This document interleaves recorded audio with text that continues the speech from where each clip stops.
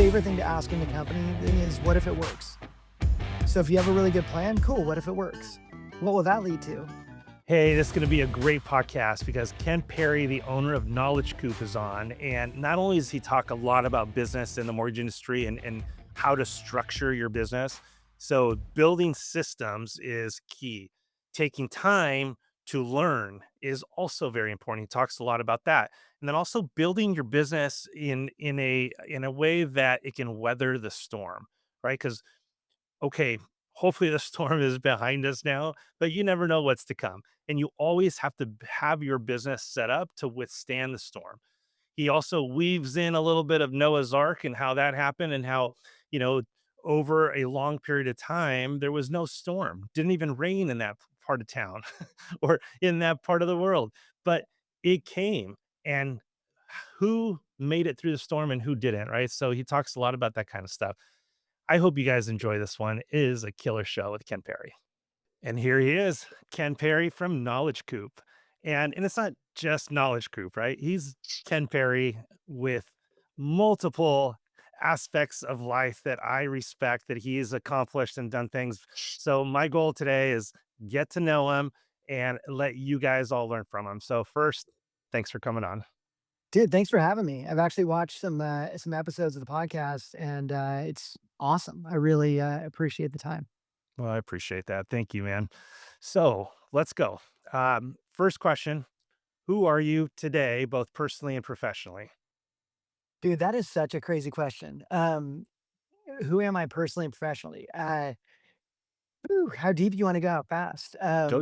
Go deep, man. I've struggled to figure that out. I did probably a good 3 months worth of my therapy sessions with my therapist. We're figuring out who I am, and I'm getting there. So I'm Ken Perry, and I am president and founder of a company called the Knowledge Coop. I'm the father of three and husband of one, and I am, um, yeah. I the work that I've had to do is I've had to figure out who gets to tell me who I am. So Craig Davis and I are very similar in this, where we focus on identity a lot, and identity with me is like my big moment in therapy was when I figured out I'm not as bad as you think I am. I'm not as nowhere near as good as you think I am. But somewhere in the middle is where I exist. And so I'm a guy who succeeds at some things. I know what my strengths are. I know what my weaknesses are. And I plan to my strengths as hard as I can. And I try and get other people to take care of my weaknesses. So, but yeah, I've been running a company for 23. We're coming up on 23 years. I run a podcast called Lessons from Last Time, where we interview people who've been through difficult times and talk about how they got through it. We like to take the power from that pain and then help share some ideas that might help other people who are going through similar things. And yeah, I've run a company for a while. And I speak on stages. My favorite thing to do is fly around talking on stages. What is your typical on stage kind of talk? Because I heard you talk and and it was at a mortgage conference, and quite honestly, it had nothing to do with mortgages. Nope. No, that was my favorite, actually. It's the first time I gave that talk. I don't have a I don't have a normal, like, when people call to book me, I always just go, "Okay, what are you guys trying to achieve? Like, what do you need from me at this point?" And that changes over the years that I've been doing this, right? It just depends on what's going on in the world, depends on what's going on in a company, or depends on what's going on in my world. So a lot of my stuff, I'm the best and most passionate when I'm talking about something I'm struggling with. And so if it's, on the personal side, I've been talking a lot about remote work, a lot about I mean, I think that's where you saw me. I was talking about remote work and the danger of isolation, and that's just something I'm super passionate about because I'm scared for people that are isolated and alone, um, it's like smoking 15 cigarettes a day for your health. It's increases your likelihood of early death by 29%, to be disengaged, socially disengaged, and so I get passionate about stuff where I feel like I can change lives, and that's one right now I'm talking a lot about. And then I talk about AI just because I'm a freaking research nut. And so anytime something comes around that I'm like, this is gonna be big, I study, research, figure it out, and then help other people understand it. And then I do like, I've for as many years as it's been around, I've taught the continuing education classes for loan officers, where I fly in, speak for a whole day on everything from ethics to Oh gosh, AI's in this year's class. Any federal laws, I've read all the federal laws related to mortgage, and I know them all like the back of my hand. So just whatever's interesting and intriguing me at the time. So you also said something when I asked, who you are. You went into this pretty detailed explanation, but you also said that you find people, and I'm going to butcher it a little bit. You find people to fill in your weaknesses or something like that. Oh yeah, yeah, yeah. That's the So so Yeah, do you go want me to ahead. expand on that? Oh, yeah. Yeah. So, I have ADHD, and my ADHD is a big part of who I am. I've had it for, I mean, obviously my entire life, but, part of ADHD is kids go one or 2 ways, right? So, part of ADHD in general is you're chasing, your brain gets bored. Your brain's not, people think it's a, like, the hyperness doesn't come from just being hyper. The hyperness comes from my brain's not totally connecting, right? And so I'm chasing something and I'm trying to catch up with it. And so when people chase, a lot of times they'll chase. Usually, kids with ADHD end up in a lot of trouble. My GPA in high school was a 2.67. My GPA in college was a 2.33. ADHD is not celebrated in schools. It's something that is a problem for people, and so kids go one of 2 ways, right? A lot of people in jail are ADHD, and a lot of people who are CEOs are ADHD. So if you can find the right thing that you can chase, a lot of entrepreneurs like me, like I just find stuff I can chase, and then those ideas oftentimes aren't thought of by other people. My brain allows me to think outside of every box you could try to put around me. I'm gonna go figure something else out. Where that is magical is when you have somebody or people who can take that, help help kind of boil it down and go, what does this really mean, and is this really possible? And then they can execute on that, and then it becomes a real thing. So my ideas are dead until somebody can take those and make them live, and that's where I know my strengths. My strengths are super powerful with my ADHD. My weaknesses are also equally frustrating for people, but I've made a living, because I've gotten great people to work around me who don't judge me for those things and who don't get super frustrated over those things and can take them and go, wait a second, that one right there, that one's a winner, and can plug those things in. So, guys, I'm going to bring this back around to mortgage sooner or later, but this is all fascinating to me. um, okay, a couple things. Earlier, you also mentioned therapy. And before we jumped on, you mentioned coaching. And I want to know, are those two different things to you? Or 100%. do they are? Okay. So Yeah, I'm going here because I do believe everybody needs some sort or form of therapy or coaching, right? Or both, right? I, I'm a huge believer in coaching. I've always believed in it. In fact, the better I get at something, and busier I get, the more it all works, the more I understand that I actually need even more coaching because I'm constantly pushing myself to get into places that I've never been or places that I want to be. Best way to do that is through help, right? And a lot of us do it through reading books or listening to podcasts. But I do believe there's something that's a little bit more grounding and more powerful when you're one on one with somebody or even a small group. Uh, but I want to hear from you first. What's the difference between therapy and coaching for you? huge difference. In fact, and I have to be careful because sometimes I treat my therapist like a coach, which is a problem because she doesn't know anything about business, like my business. She knows what I've told her, but that's it, and that's not what she's there for. So therapy for me is dealing with things where I'm struggling through life. When I first went to my therapist, it was so. This is embarrassing to say. I'm like, look, I've owned the company a lot of years. Eventually, I'll have an exit, and so my original therapy was like, how do I make sure that when that happens, I can still be who I am and not become something that I don't wanna be? Like, eventually, when that happens, do I want to be like, I've just seen people fail hard at life when they come into money. And so my initial thought was like, how do I still be me? And within minutes, you guys, the freaking mortgage industry tanked. And all of a sudden, we're a user base, man. We are a subscription service that has companies and individual subscriptions. And when all the individuals leave the industry and all the companies shut down, we had clients that owed us 150 grand that shut down. We had multiple. And so we lost a lot of millions in the first year of the crash. And so immediately I had to go And to when you say crash, because I don't know how long you guys been around, do you mean 2008 or the recent one? 2008 was way easier than this one. This one sucks. 2000, I started the company in '03.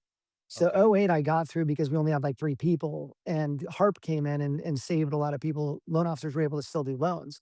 Whereas this one was just like, there's no business. Like it just didn't exist. And so with this one, we had to go through layoffs, and I never had to go through layoffs on this scale before. Hardest thing And in the world, right? the worst thing I could ever imagine. Yeah. And hard, I mean, it's hard anyway, but also in our situation, everything became about me being a failure. And I started reading about myself.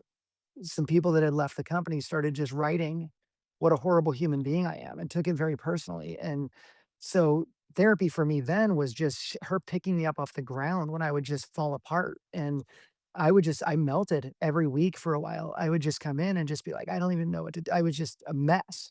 And so therapy is more, you know, help me figure out, like, what part of this is my, like, I wanna take blame. I always wanna take blame, right? And I, as an ADHD kid, you get a lot of blame, and so I'm used to it. So I know what to do with it, right? And but, but, like, what part isn't mine? Like, how can so she helped me detach in my head, these are things I could have done. These are things that are just other humans that are dealing with their struggle themselves in a very vicious and, like, painful way. That's about them. And so that was therapy for me. Now my therapy is a lot more dad type stuff. As a dad, your kids don't, you don't know until way later in life what you did right and what you did wrong. You just try to do your best, but then they tell you when you get older. And there's a movie you should watch. I can't remember the last name. It's Jay something. It's the new George Clooney and Adam Sandler movie. But if you ever want to know what goes on in my therapy sessions, watch that movie. Alright. And By the way, it's do you have any because girls? 2, yeah. Too, so I have double 1 boy and therapy. 2 girls. Exactly, exactly. That movie he talks about, I mean, it's a basically a famous, he George Clooney plays a famous movie character, like a famous actor, and it's later in life when he gets to look back at all the things he gave up for that job. And so it took me through a path of like, this is my therapy session for this Thursday. We'll be talking through that movie and like all the things in my family that I gave up to be on stages and chase a career. And so, anyway, that's my therapy. Coaching's way different. I coach with I'm allowed to say this, I asked him. I coach with Bill Hart, and Bill does not coach. He coaches strictly for Movement Mortgage executive team, but he took me on. I used to coach with him, and I was talking to him. He's like, "Let me just pick you up again." So I'm his sole coaching client, which is I'm pretty proud of that. But I was gonna he say, I sense, like, pride I'm that there's so this proud, like, it's like an glow coming honor. out of you It's when you such say an that. honor because he's a really good friend, but he's walked the path before me. Like, you need somebody who's walked the path before you.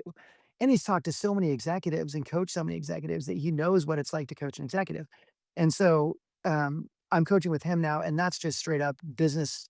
Like, how do we structure the business? How do we structure our leadership team? I just took myself out of the role of CEO and put in a CEO. And so I'm a member of my executive team now, but I've had to hand over all of the management of the company.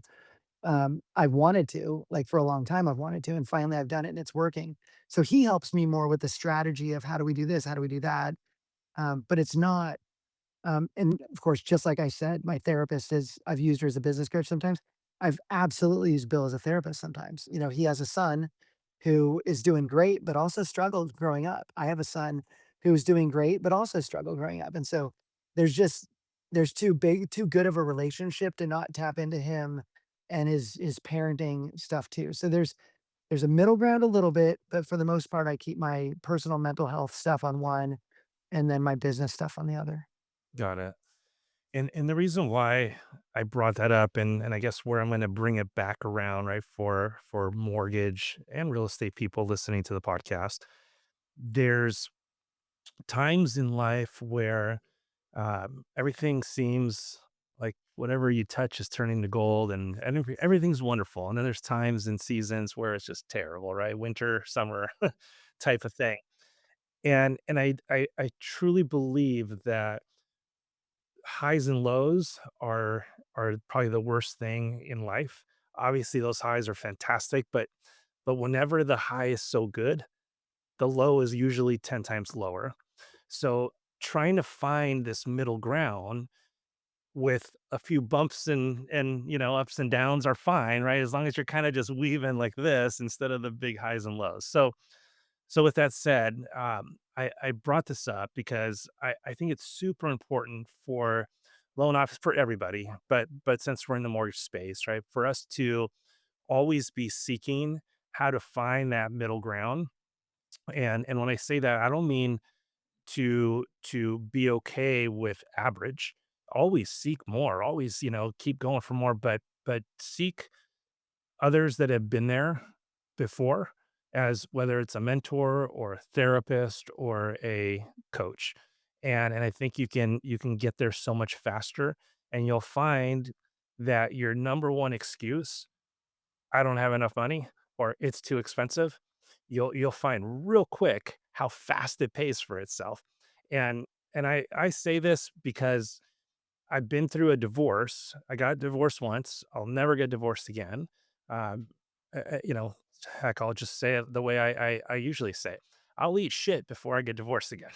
It's the worst thing in the world, right? So I put up with a lot more now than I ever used to before.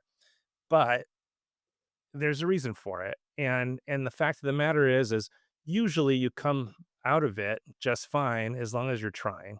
So I love how you said that, and one of the things where I'm gonna go back to is you said you find people that take care of the weaknesses that you have, right? That are able to fulfill that need, and I think that's super important because I know when I was originating, I was doing everything myself. And then finally I found, I got myself a personal processor, and I didn't have to share with anybody else, right? It was just like all mine. I could control, but I was still in control of everything. And I was doing everything. And it worked. Business got a lot better, things got a little bit easier, but then I finally got a personal assistant. And then all of a sudden I stopped doing things, and others started doing picking up the things I was bad at. And I'll just give a few examples, right? Like I was I still have a hard time saying it because it's like I was bad at putting together files, right? Like I could still do it and I could still Why do do it you have a better than hard a lot time of people. saying that? No, just because, like, still, I hate saying that I'm bad at something, and it's Why? stupid. That's what I'm saying, it's stupid. Everybody needs to get over that. So, the rephrase is, I'm not bad at it, I'm just a lot better at doing something else, and I should be doing something else. And it's not that I feel bad, it's just that I think a lot of people struggle with giving up control or even saying that they're not good at something because they think, right? And it's like, even if you can do it, somebody else should be doing something, and you can get so much further along in life. And then going back to like me being divorced, it's like the money piece. You don't have money to coach, you don't have money for a therapist. Well, I'll tell you what, it's going to cost you a lot more to get divorced. It's going to cost you a lot more if your kids don't want to talk to you. It's going to cost you a lot more when your life starts falling apart because you didn't water where you were supposed to water. And there's this fine like line of, you know, where to put your time and effort. And one thing I love to say, and it's a challenge for all of you right now listening, what are the 5 last books you read? And if they're all about how to make more money, chances are you're gonna be struggling on this side of the fence a little bit, right? Like there's no balance there. And I found myself every podcast I listened to, every book I read, every whatever I was doing was all in one direction. I was like, all right, I gotta balance me out a little bit more. So I was fascinated with how you opened up, and we've gone way further on who are you personally and professionally than I have with any other guests. But it's important because that speaks to covering your bases. It speaks to watering where you need to get water, where the water needs to go. And I hope all you guys listening right now can actually take that as really strong advice as to how you should be leading, not just doing loans. There's doing loans, and there's how to get loans, and there's how to be healthy and live a well-balanced life, and how to have a happy family, and all of it has to come together. When you talk about the highs and the lows and trying to find some sort of average, I think we struggle with misplaced attribution. So when things are going like 2020 and 2021 for the mortgage industry, things were going really incredibly well. And we attributed that to just how good we are. Like, look at this guy. I'm crushing it, right? And that can give you a false sense of I don't need to do anything more. I'm doing everything I need to be doing because obviously it's working. And then when the market crashes, we have misplaced attribution. And then we attribute that to I must be a failure in life. I must suck at everything that I do. And we go into this really dark, depressive state. And so the goal isn't that we don't have highs and lows because in the mortgage industry, it's literally never going to happen. Like we're not going to have normal. We've been chasing normal as long as I've been in the business, which I was a loan officer in 1998. So 27 years of chasing normal, it's never going to happen, right? So once you can get used to that, then what you can do is go, okay, when it's high, you go, okay, this isn't real, right? That's the first thing you have to say. And how do I make sure that as it drops, I'm safe?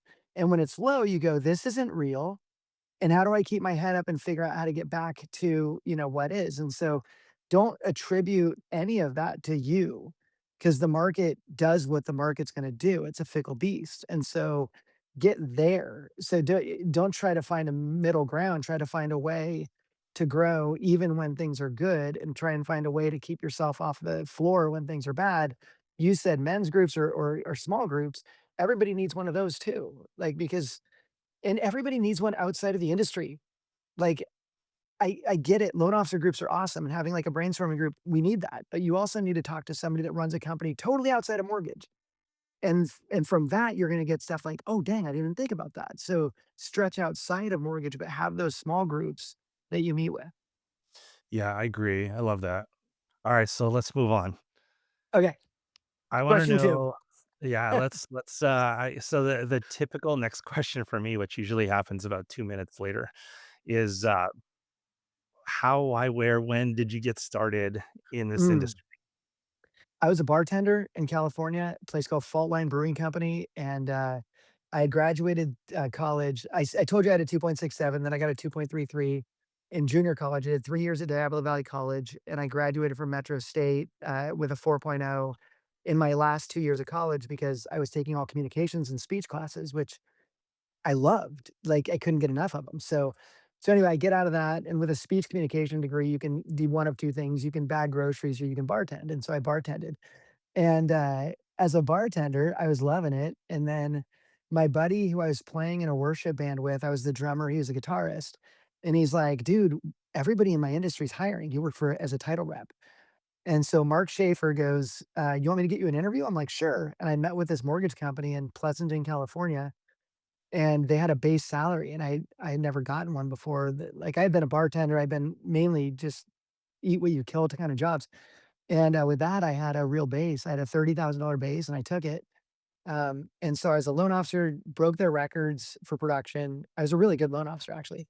I just got bored, because I'm very competitive, and when I win, I kinda get bored. And so I had chased the rush, won, and then my boss came to me, I'll never forget the day he said, "I can I wanna take you out of your loan officer job." And I go, "Why?" He goes, "You're bored." And I'm like, "I'm making you a ton of money." He's like, "Yeah, but you're bored." And I go, "Okay, I'm listening." And he said, "I can promise you twice the satisfaction and half the income." And I'm like, "What?" But I trust him. His name's Sam Hussein, and he goes, "Yeah, I wanna hire you as our trainer. We're gonna open 24 branches, and I want you to open them all for me." And so I became his trainer to open 24 branches across the United States and then fly out and speak and do all these things, and I just was totally in love with it. And it was amazing, and, That that name sounds familiar. Is Sam Hussein, Yeah. What company is he still around? I think he's finally retired. He spent a long time. He was at H&R Block Mortgage Oh, where okay. I was All right. working. Yeah. So he grew up in the old finance company, Transamerica days, like those companies. So I took that job. Then my wife and I wanted to move up to the Northwest. And when we did, Sam said, so I got a job as an account executive for a wholesale lender. And Sam goes, same guy, he goes, "You're gonna go get that job, you're gonna do really well, and you're gonna get bored again. Never forget your heart is in training and helping people learn." And I said, "Okay, thanks, Sam." That was his last words to me when I left. And, I got up to Portland.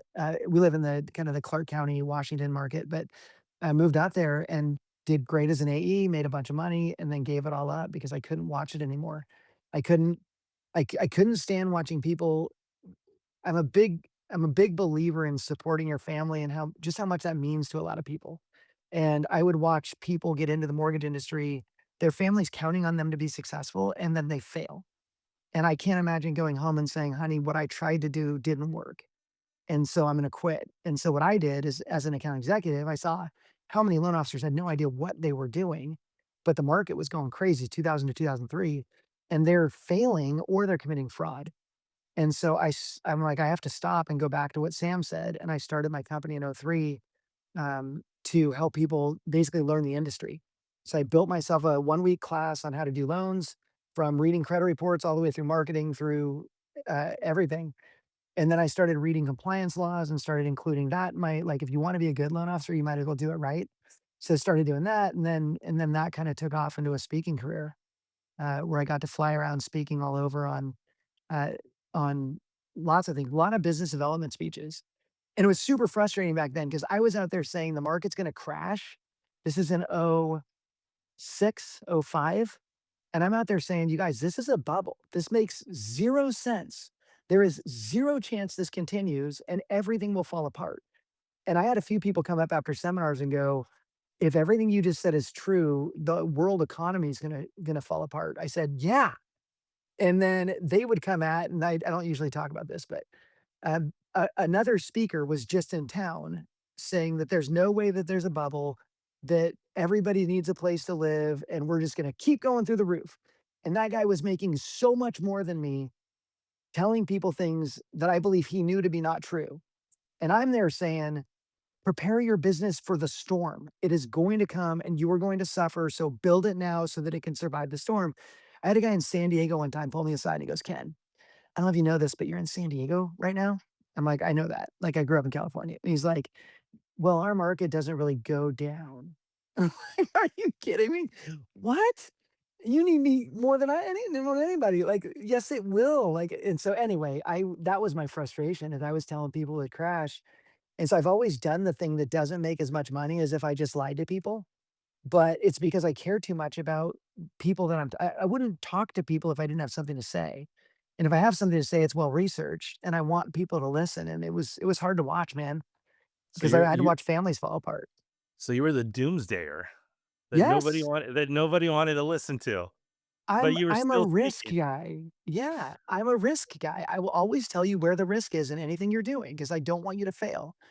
And I was the guy that was saying, if you don't prepare yourself, it's going to go very poorly. And I wasn't. I mean, some people took it really well and did great, but other people were like, "This guy's crazy. There's no way it's gonna crash." So let me ask you this question. Um, to me, there's nothing worse than a doomsdayer. Um, but uh, not, and I don't mean that in a negative way. I just mean it. It's not in my DNA. Like I struggle with listening to negative people. So if it's negative, but with a solution, right, or a preparation for something else, or just something, then I can live with it. I'm better. Uh, but I struggle and I hate when somebody just comes on and just starts talking negative all the time, Oh, it's whether it's horrible. about the Yeah. market or my Yeah. industry.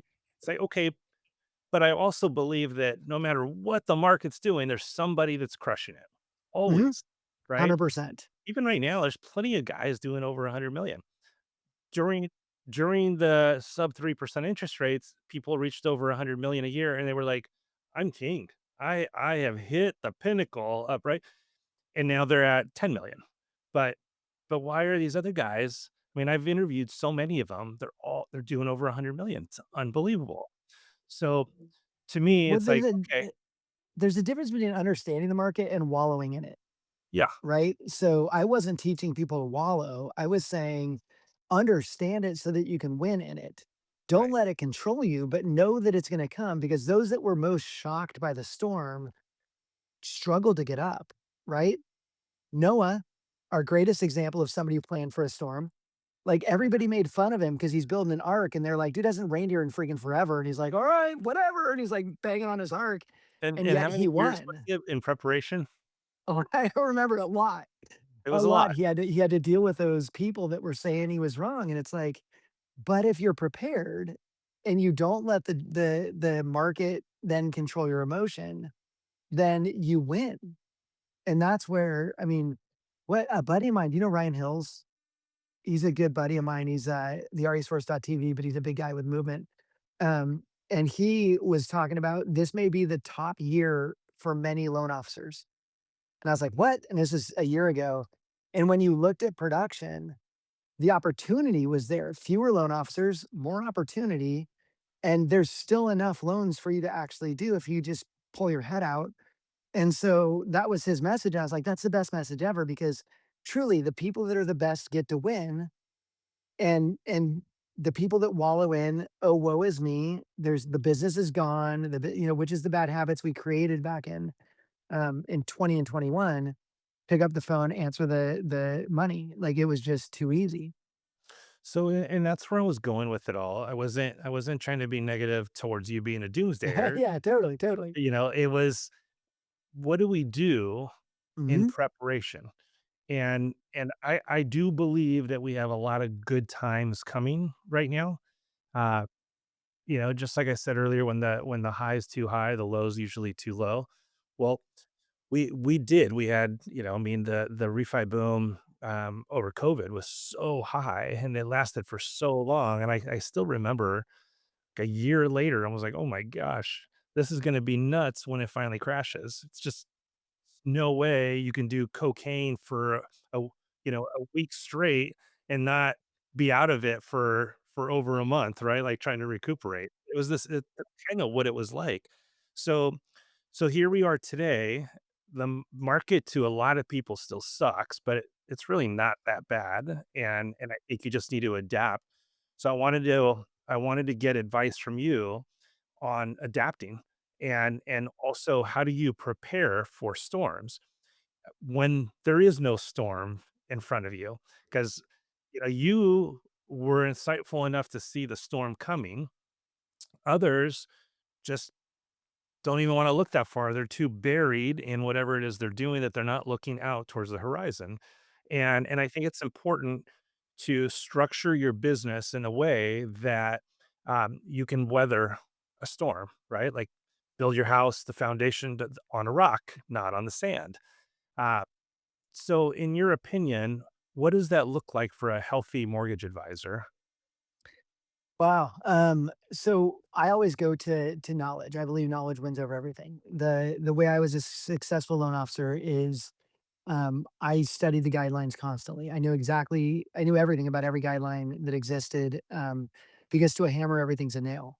And so every time I would study a guideline, everybody I talked to seemed to need that loan. I'm like, that's so weird. You need that loan too. Like, so I just did a whole class last year on construction lending. So I was building a house and I interviewed my construction or my builder about construction lending and a loan officer. And so many loan officers haven't done a construction loan in so long.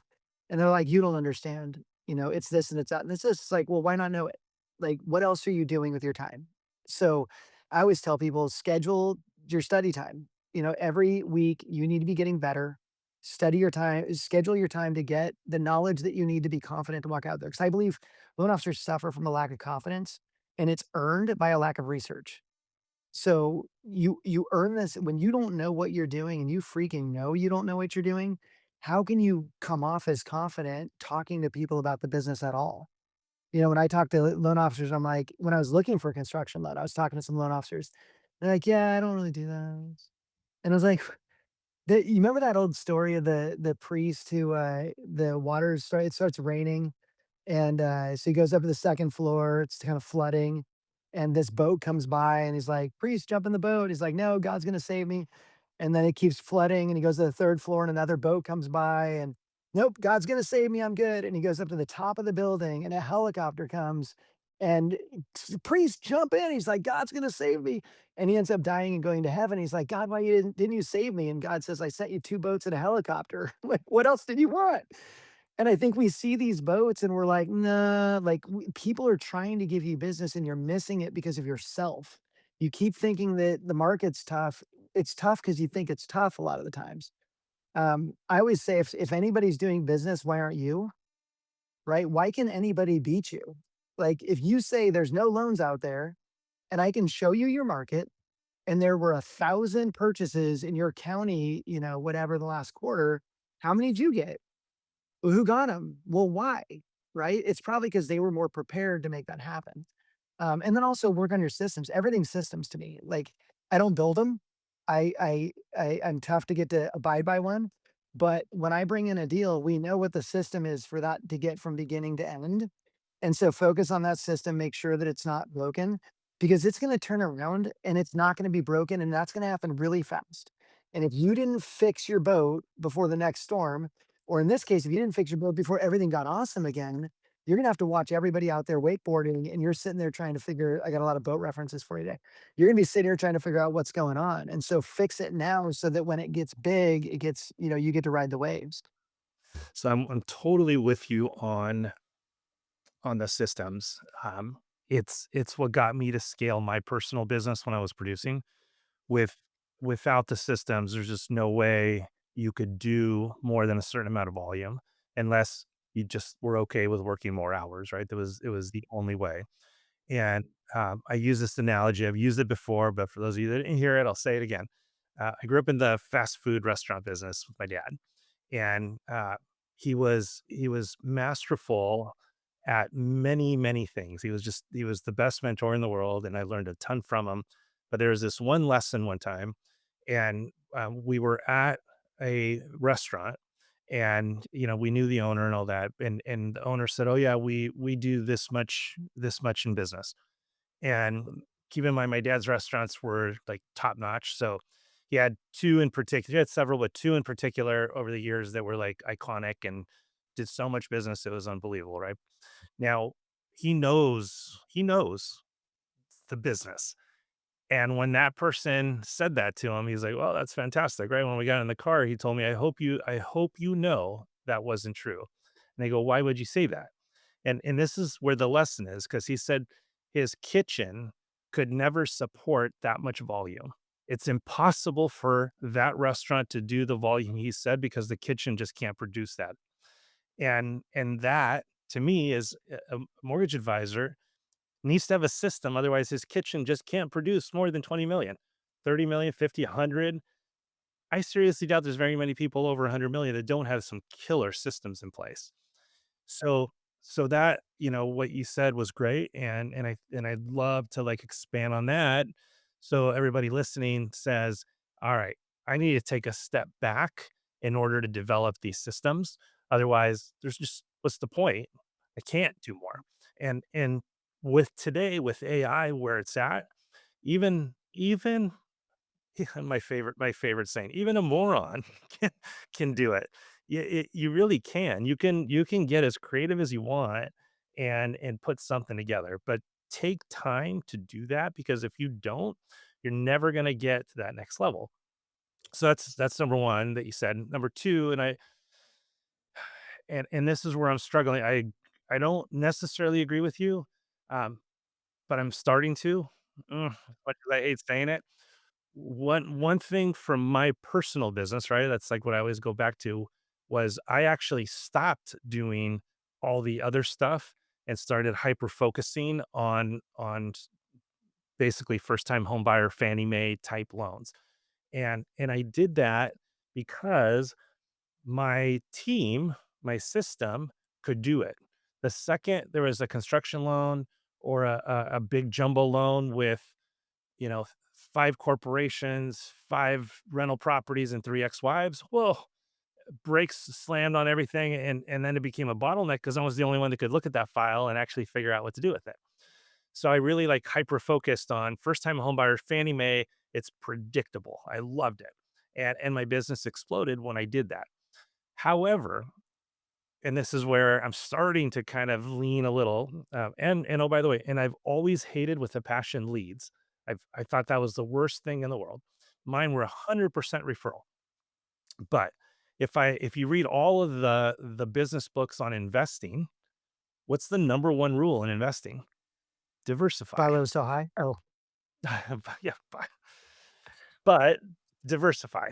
Yeah. right? Why? Because you never know what asset class is going to take off and which one's going to dump, and you're protected. And there's a piece to me now that kind of wonders if in the mortgage business we need to do that or not. I'm still undecided. Um, there's a piece of me that says, no, you don't have to diversify because the typical standard Fannie Mae loan's still where it's at, like the bulk of everything. But maybe the diversification comes from where you get your leads. Maybe a little lead gen. And this is where I think I'm leaning now. I've adamantly hated lead gen, hated it with a passion. But now with AI, I can justify how maybe it's not so bad because you can put systems in place that handle the entire lead up until it gets to a point where then you can jump in. So, wanted your thoughts on that commentary. Yeah. I don't I believe in do what you do best, right? So if I was to as far as diversifying, I believe with loans, if somebody goes to you for a loan, you have to either be an expert on that product or you have to know somebody that is that you can send it to, right? So if you're not doing construction loans and you have no outlet for it anyway, find a great construction lender. They might send you deals as well. You send them your deals and just keep moving. But even then, you don't lose touch with that consumer, right? When somebody comes to you and says, I need construction, you're like, dude, I don't do construction. And you're probably better off that I'm not going to do your loan because I'm kind of not great at that. I've got the greatest person ever. And like, if I'm recommending them, obviously they're going to take care of you. And then I'm gonna set up that warm call. I'm gonna set up a call with you every 2 weeks and make sure that it's going well, so that if anything goes wrong, I've got your back, like, I've got you, and so you're staying that person, right? Because when somebody comes to you for a mortgage, like, that's a pretty cool thing, and you don't wanna be like, "Oh, go talk to that person, see you later, next." Like, it's just you've got time, and it's what you do for a living. But if you do have that product, understanding that product, being able to do it, what if you were gonna be an expert on, let's say, 5 different products, and I'm not talking about, like, jumping over to reverse or something like that. I believe that reverse is a very specialty thing that I love some reverse loan officers that don't even do front forward because they just rock those reverses all day long. And so what do you need to give up to be better at those products that you're not good at right now? Because let me tell you, there's too many loan officers doing their own disclosures right now. And I'm telling you, I have paperwork anxiety disorder, it's a thing. And when I was a loan officer, if you made me do disclosures, I wouldn't have done loans. Because in the back of my mind, a loan leads to disclosures, which means I'm gonna have to do paperwork. And so you have to make it as easy as humanly possible for you to do your job.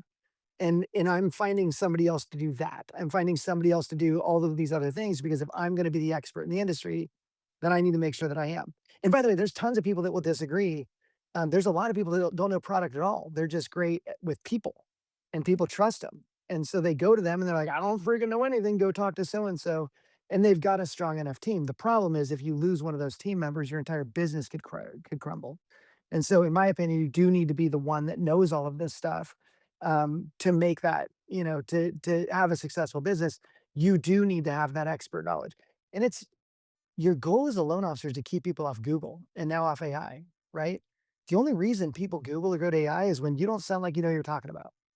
And so as soon as you sound less than confident about a product or an underwriting thing, I'm gonna go, let me double check that. That seems weird. I'm on this med right now. So we haven't talked about it, but I just got out of the hospital. And this medicine I'm on, the doctor gives me the antibiotic and he goes, "Hey, I'm prescribing you this. Don't Google it." And I'm like, "What?" And he told me some of the things I would find when I Googled. And he goes, "So don't. It'll keep you up at night. It's a big, powerful antibiotic." And I go, "Cool." I haven't Googled it because I trusted that doctor and I trusted what he said to me. And I know that what I do with stuff that I will give myself that disease, whatever it is, right? And so I will have every side effect if I read them. And so, but I didn't because I trusted that doctor who said it. If he didn't say, "Don't Google this," I probably would've, right? Or if he said, "It's kind of a we'll see," but he came off with such confidence that I'm like, "I why would I Google it?" Like, the guy knows what he's talking about, and that's the same thing you wanna do as a loan officer is give them that confidence where they don't have to go Google something. I tell this story a lot because I went through a few different CPAs years ago, and I wouldn't argue with them, but I would question them a lot. And then one day I met Oz, and I asked him a question, he answered it. I was like, okay, didn't even question him anymore. He just had so much confidence when he said it, and the way he carried himself and his complete answer. Sometimes his answers are detailed, sometimes they're very short, just done. And I just trust him. I know for a fact that he knows what he's talking about. And even though I may But if not he know would have for a said, fact, I that's I how he just do feels. cookie cutter stuff, I don't really like," Yeah, you wouldn't trust him. yeah. Yeah. Or if he gave me an answer that, I'm an inquisitive guy, I wanna know. But if he gave me an answer that wasn't, uh, confident enough, then I would have to second guess him. And I would say too many mortgage advisors are not confident enough. And why? You said it, because they don't even know what they're doing most of the time. Alright, so what's your opinion on lead gen? On lead gen being like purchasing leads or on lead Yeah. gen being like going out and generating leads? Yeah, no, purchasing. Um, I don't know. There's so many compliance issues with lead gen, but, with purchasing of leads, I I think it just depends on you. I'm a firm believer in people living in their gifts, right? We've all been uniquely gifted to do something. And that's something, the more you can find that gift and then go execute using that gift, the better. And so if you are gifted at being around people, making friendships, you have a huge collection of friends that you're constantly, connected with, and you could walk in a real estate office and everybody eats out of your hand, those types of things. Well, then don't like go out and do the work and you'll get deeper relationships. Lead gen's just a struggle. Like if you're trying to purchase leads from people that are in the market, there's just no bigger fallout rate. There's no like your closing ratio on those things. It's just so much effort for so little reward. I believe in lead gen for call centers. I think any call center without lead gen is not a call center. Like you need like that's how Rocket Mortgage does their business, right? So I believe in it to the extent where you've got somebody sitting there, requiring leads to be able to do loans, and you can bang out some loans. And when you're paying for leads, you can pay loan officers less typically, right? But as I mean, I had somebody come up in my first year in business when I was training people on how to do loans. And he goes, "I'm not really a people person. I don't really connect with people." And I'm like, "You should do a different job." Like that's part of the job. Like that's why you get the big bucks. And if you don't have that, go underwrite. Or do something that doesn't require those skills. I, at Ethos, one of the things that we've done is we don't officially have a lead gen division, because I've always just been a self gen guy. I've never even understood it, but with AI now in place and a lot of the tools that are there, I'm starting to open my mind to it a little bit, and I'm seeing some success because we hired our first few guys. But I still think, and we're here, for those of you guys that don't know, because I say it a lot, is we're here to empower, equip, and educate, you guys on the way lending should be done. And you said something, Ken, a second ago. You said, every mortgage company that has lead gen should have a call center, and yes, but I'm specifically talking to you guys that are doing loans. You don't have to go work at a place like that where you're you're barely making any money because they're doing it all. You can do it. You can be the CEO of your own self, of your own personal business, whether you're out meeting real estate agents or you're buying leads, but you have a system in place to handle them, and then you follow up to keep in touch with them. Don't be the typical lead gen guy that is just so transactional, and as soon as it funds, it's over.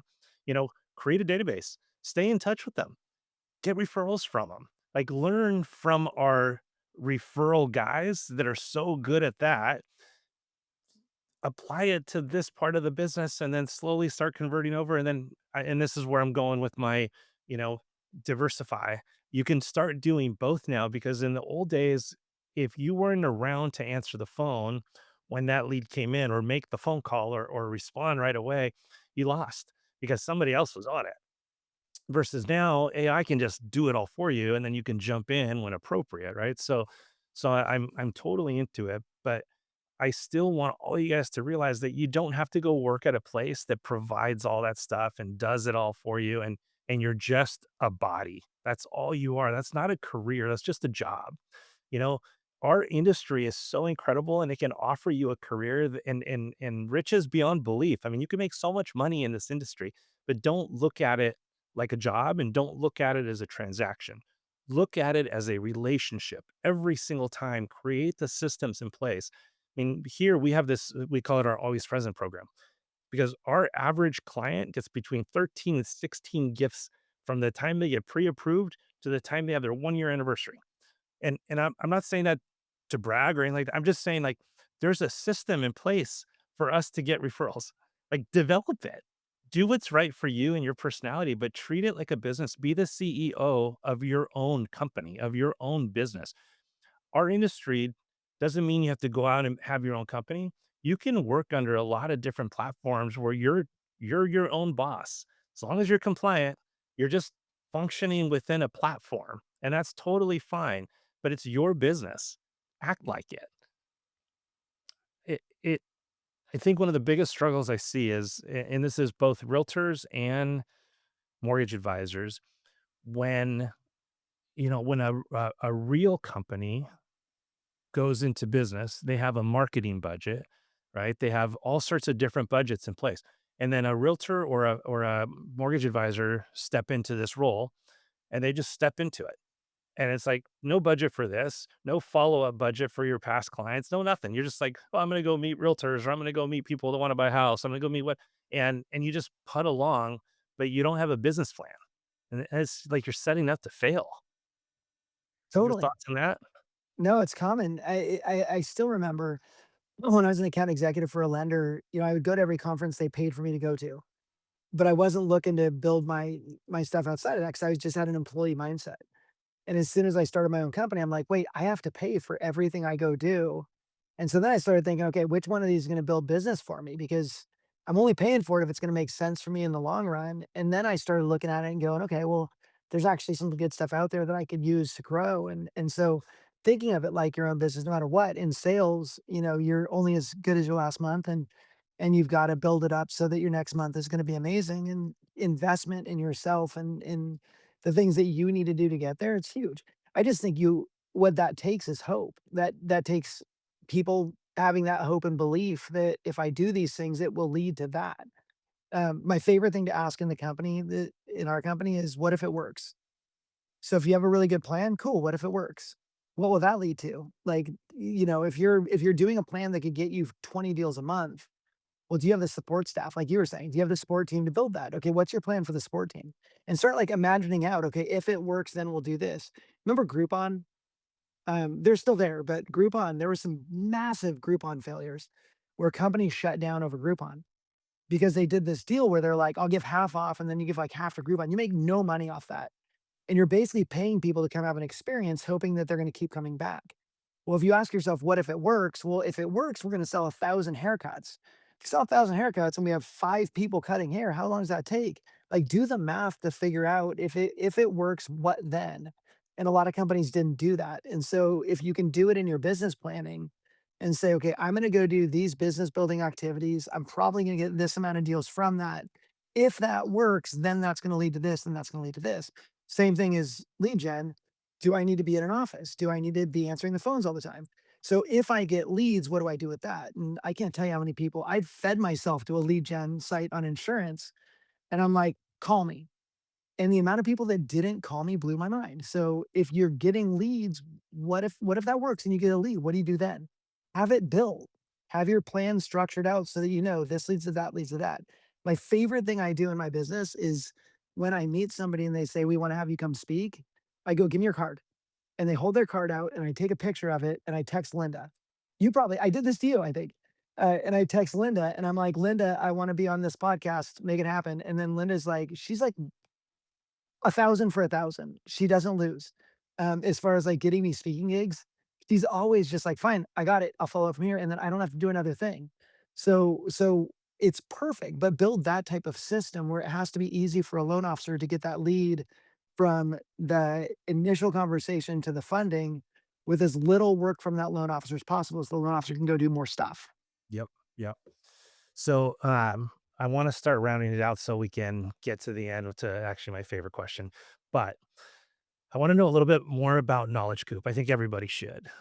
It's a pretty cool company. I've looked into it. I started watching some of the videos, and now I understand why the videos have so much personality. Because now I know who's behind it all. Uh, but amazing job with that. But tell everybody what Knowledge Coop is and Thank why you. they should even use Knowledge Coop. Yeah, so like I said, we were just a training company up until 2012. 2012, we launched the technology called the Knowledge Coop. So before that, I was called Broker Knowledge Group, built my business in the broker world, helping brokers get the training they needed. In 2012, we became the Knowledge Coop because our technology got launched, and everybody just started calling us the Knowledge Coop. It technically was the name of the technology we launched. And so it's a software that is run by, so enterprises have their own unique instance of the software. We are the intranet, the training portal, the AI portal, the internal messaging portal. So everything in a company exists inside of their coop. And so then what we'll do is we'll create training, and our clients will grab our training and assign it to their people and add their training to assign to their people. And so inside one platform, all of your internal training, all of your internal communications, all of that happens there, as well as all of your pre-licensing and continuing education within the mortgage space. So that's kind of the software. Okay. And I want and afterwards, I want to ask you some more questions about it. Oh yeah, Just because I have a bunch. But now I want to get to some of the fun stuff. First, just your favorite book.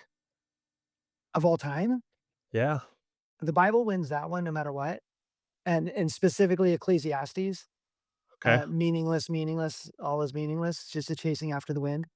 Uh, so if I'm going outside the Bible, my favorite book ever is a book by a guy named Tim Sanders, and it's called Love is a Killer App. Oh yeah, I've heard of that. I don't Oh think my I've read it though. gosh, you got to read it. It's so good. Um, and he actually, we had him during COVID when we were in lockdown. We did a digital mortgage conference, which was one of the best things we've ever done. And Tim came and spoke at the digital mortgage conference. He's just a great dude. But Love is a Killer App is a cool, it's the model for how I do business is, just be awesome to people and go out there and make friends, um, and so that's a bad summary of the book, but read the book, it's awesome. Okay. That would be my favorite business book. I will. So this is actually my favorite question.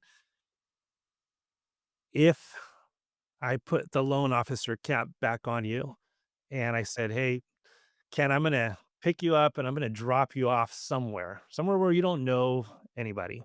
And I'm not gonna let you go visit your family or anything until after you make $1,000,000 doing loans, right? You have all the knowledge you have.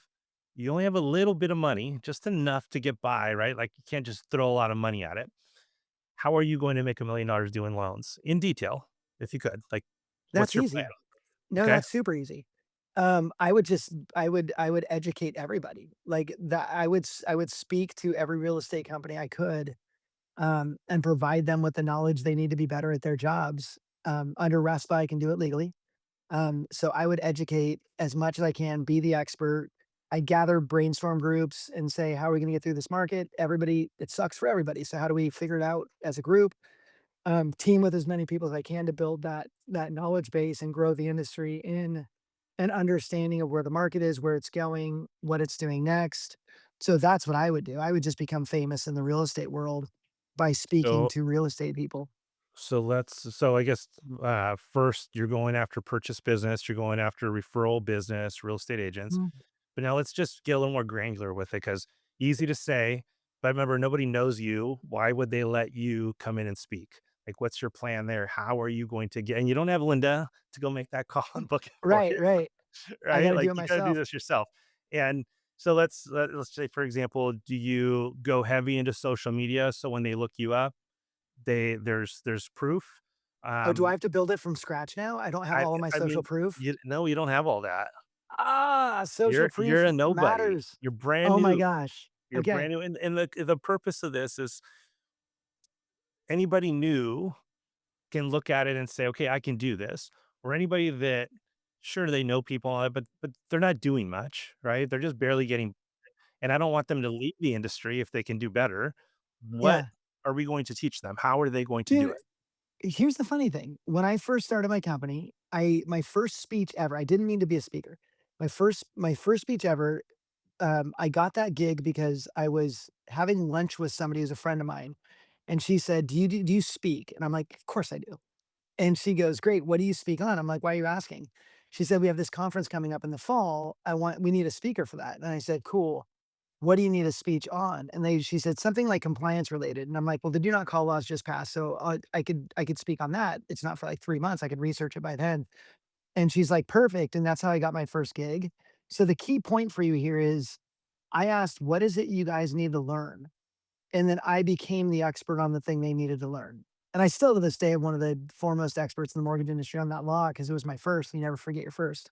So I would ask a realtor, I would ask a realtor group, I would ask like, "What is it you need? Like, what do you not know and what do you need help with?" And then work to be that expert for them because people dude, at the end of the day, everybody just watches Game of Thrones. Everybody just gets home and they're not killing it. Most people are not killing it. And so they're not out there researching these things. They need somebody to do that for them. A lot of people can't, they struggle to research. So that's the piece that I would bring and then grow it from there out. Like who else needs to be at this thing? I'm gonna come in and talk to your first time home buyers about what that means. Who else needs to be there? What other realtors should we pull into this conversation? And that's just because when my new loan officer class, I started it with a credit report expert, a appraisal expert, like, these people were just friends of mine, and I had him come in and speak for an hour on their area, and all of them built their business in the mortgage industry. My insurance agent built his mortgage business through teaching in my class on insurance. Education leads to trust, which leads to business. That's good. I'm gonna write that one down. Oh, awesome. Education, say it again. Leads to trust, which leads to good business. Like, once they trust you, it's like, "Hey, do you have" I mean, the only reason I did my second speech was because my first one went really well, and they're like, "What else do you have?" So, but again, it's to the gifts, right? I know my gift is speaking. And so if you're scares you to death to stand up in front of a group, I'm not one of those who's like, "But you can get better." No, you're probably not gonna get better. Like, some do, but for the most part, that's not it, right? What is it? And I have a friend who does CEO roundtable type stuff, and he does succession planning for companies. He's amazing. He can run a group of 6 people like nothing I've ever seen. I cannot do that. I can't have 6 people in a room and, like, I just get stressed out about, like, where are we going? Like, but he loves just pulling stuff out of people, and you look at how Daniel Harkavy does something like that. Certain people are just genius at that, then they need to be doing that as much as possible. And so find that genius you've got. I'm that genius. I just did a webinar with Craig Davis on locking in your genius. Oh, Uh, yeah. do you coach at all? Never. Nope.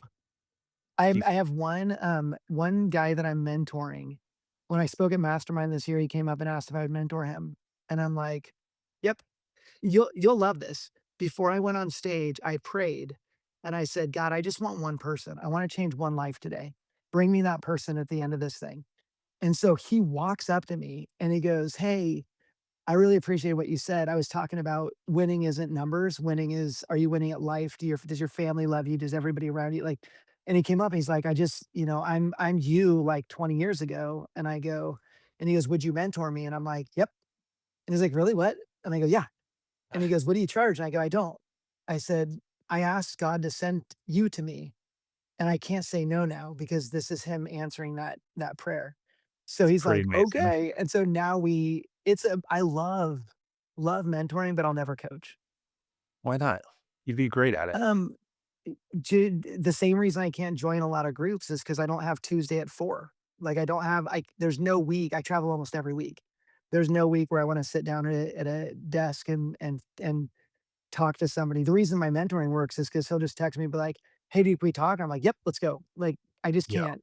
The normalcy of a schedule of coaching is just too tough. You know what my retirement vision is? What's that? So I love boating and I sold my boat earlier this year so I can keep funding ethos lending and making a go of it, you know? So that saying of the best day of a boat owner's life is the day they buy and the day they sell it. I'm just like total horse, you know what, right? Like So not true. You just weren't a real boater. Like obviously you were. It wasn't the right thing for you. I was so sad when I sold it. Right. I wanted to sell our vacation property. My wife's like, "Are you kidding me? Would you ever tell a client to do that?" Like, no. She goes. And I'm like, yeah, but the boat, I can make money with the boat. Like, I take people out on it. Didn't work. I had to sell the boat, but the vision is to go buy a better boat, a bigger boat, and when I'm retired, basically 1 day a week, and I start early, so it's like the 6 a.m. crew shows up, whoever I'm coaching, and it's like we go on a harbor cruise around Newport 6 to 8. I drop that person off at 8, next person comes at 9, 9 to 11, and then I have lunch with the next person, and I just do that like 3 or 4 in 1 day. I call it a day, and that's my vision of retirement. Wow. I could do that on a golf course. I could see doing golf coaching. Just 18 holes. I could see that. Because then you're doing what you love to do, and you're just doing it and also doing coaching. I do like that idea. Yeah. I've done that before. I've coached on the boat before, and it's such an environment for somebody to think big, and it just like Phil Jones, right? Just imagine, and you can do that when you're on the water. You can just imagine what it could look like, and I think that's such an amazing thing. Not for And you're everybody. being the waypoint for people. Yep, yep. Well, listen, man, I wanna thank you so much for coming on. That was awesome. Love talking to you. Actually, I'm not ready to go yet, man. I got one more question for you. I got one more. Last one, though, I promise. If you have time. You got time? I do. Yeah. Okay, last one. You and I joined a little we formed a little group. It's our AI fight club, as we're calling it, I think. So Um far. Yeah, so far, but I'm I'm geeking out on AI. I know you've geeked out on AI. Tell me where you're at right now. Some of the stuff you're working on that you're super excited about, or even like haven't quite figured out, but you want to. Just motivate me a little bit. You know what, where we're working in AI, it's more because our company has always been the storage facility for all of your corporate documents, all of your corporate training, all that stuff.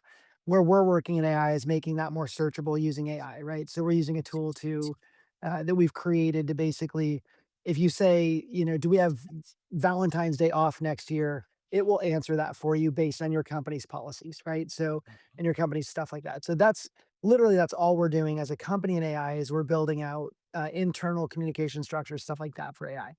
I'm excited about it in so many ways, just in the way that it's working. But when I look at it, when I go into anything, I go straight global, and then I try to dive in from the global. Right, I have to understand the whole concept of what is it we're doing and where can it go, and then dive in and figure out what I'm going to use. So I have a lot of friends. Like we were in a group chat recently where it's like, "Are we even speaking English right now?" It's so funny. And I have a lot of friends that that's how they do it. They dive deep, whereas I go wide and then I figure out where I want to go deep. Um, but I mean, I'm legit scared of where this is all gonna end, as you saw in the group chat. I don't believe it's gonna be good and in the end, but I believe from now to then, if you don't study it, if you don't understand it, you are absolutely screwed. Like, if you think AI is not, you know, there's still people that say, "I tried AI once, it gave me the wrong answer." 'Kay. If that's you, you're screwed. Like, that's not AI, like, you didn't do it right, right? So everybody needs to be diving in and figuring out what it means for them, especially parents, because kids know AI more than parents do right now, and this is a very scary time. You know, you're giving a kid way too much in there. Like, they've got so much ability within there to do good and to do bad. And it's the worst thing ever when managed incorrectly. Just like any tool, it can be used for really good, it could be used for really bad, and I think there's a danger in the world when it comes to seeing AIs as companions, and starting to build relationships with something that isn't real. So and you'll have to burn this when we're done, because if it in the future, if it finds out I called it not real back in 2025, it's gonna take me out, so Oh, man, I love it. All right, dude. Well, thank you so much for coming on. I appreciate it. And thanks for having me. anybody wants to get a hold of you, just Ken Perry, Knowledge Coop, Google it, AI it. Yeah, or look at my Instagram's ADHD CEO. ADHD CEO. I love it. It's also my license plate. Nice. All right, dude. Well, thank you so much for coming on. And you guys, I hope you enjoyed this show. I hope you enjoyed Ken because he's obviously all personality and has so much to say. Follow him because he's actually quite fun to follow as well, and you guys will enjoy every bit of it. Look up Knowledge Coop if you're a business owner and you want to implement it into your company. And don't forget to go to some of these mortgage events because Ken speaks at a lot of them and he's great up on stage. Like truly, he's great up on stage. So thank you guys. In case you didn't know, we are here to empower, equip, and educate you the way lending should be done and how to just be a good human. So thank you so much. If you guys enjoyed it, please get on social media, like it, comment, share it, do all that good stuff for us. See you next time.